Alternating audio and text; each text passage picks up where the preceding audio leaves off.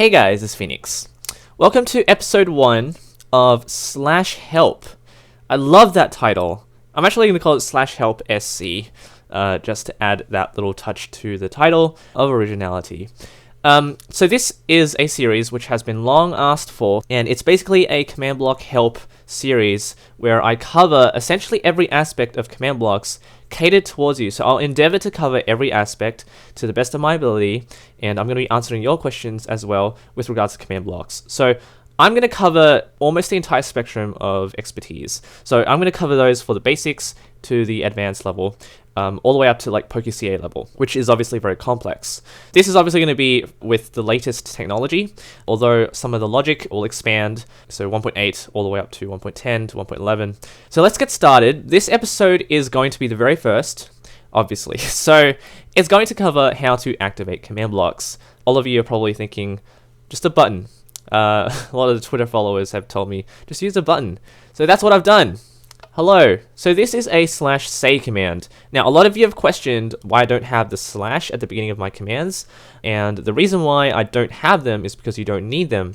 It saves characters, which is a really large benefit to a lot of one command creators, just to remove superfluous characters. So that's what I've done here, and it's also something that not a lot of other people do. So it's sort of like a recognition that it's me who's created that command. So you can use a button to activate it. You can use a pressure plate. You can use a lever. And this one here, I've renamed the command block to helpSC. So I've just put this command block into the anvil. It's really nothing special there, mainly for cosmetics, but a lot of people use tell raw now, which I'll put in a separate video if you guys want that. Now, another thing which has long gone, is pretty archaic, is the tripwire hook activation system. So again, just going to walk through the tripwire hook, and it's going to activate the command block. Now, this episode will not cover how commands work. It's just going to be how to activate command blocks. It's one of the most basic fundamentals of command blocks, how to activate them properly. And all of you should know, to give yourself a command block, just run this following command. Okay, another thing here is the redstone torch, which is probably dead already, and the redstone block, which I use a lot still. Okay, so let's put that back. Alright, so the next section of this episode is how to create power lines. These I call power lines, and the reason I called them that is that people nowadays don't often use redstone wires, and the reason why that is so is because we now have chain command blocks. Now, chain command blocks are essentially command blocks which have an invisible thread of redstone wire on top of them. Now, how that happens is that if I get rid of this redstone block first, if I press this button, this command block is going to activate, and it's going to check for other chain command blocks. Chain command blocks have to be those following the command block before it. And I can tell it's getting dark because it's raining. Other way around. So if I press this button, it's going to activate hello. This next one, what's up? The sky. Read my mind, it's raining now. Now this is pretty useful on many levels, mainly for those of you who want to compact your contraptions. You can still use things like redstone repeaters and redstone wire, such as in 1.8, I still use them quite a lot. But you can now use chain command blocks as long as they have the always active button activated. So that means this chain command block will work. If it's on, it needs redstone, you have to have something activating it for it to work. But most people just have this always active. This I will not cover right now, again, for a different episode. And of course, this one was also connected properly, so the arrows are pointing that way, which means that the direction of redstone will be pointing that way. This is another way to do it. We have here a repeating command block, which is a command block which runs 20 times per second. And so if I activate this, it's going to activate 20 times a second until it's not powered anymore. Essentially what that means is if I put a redstone block here and activate it forever, this is going to keep running. You can see it's speeding through the chat. And if I get rid of it, it will stop. Also, if you guys don't know, a wooden button actually activates for a longer period of time compared to the stone button. You can see that activates for a short amount of time. This one for a bit longer. And this can be activated with a bow and arrow. Similarly, I can do the same thing with this one, just by running a redstone block beside it. This is a clock, this is not. Okay, this is also a clock, which I use a lot in PokeCA.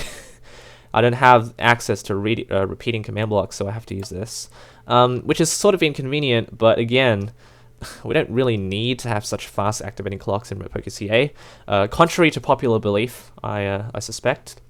Okay, so I have a few unusual inconsistencies here.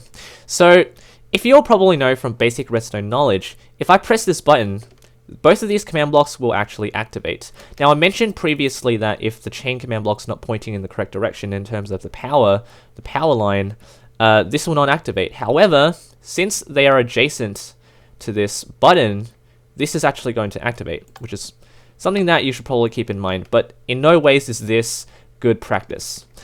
Similarly here, this is probably more demonstrative of this inconsistency.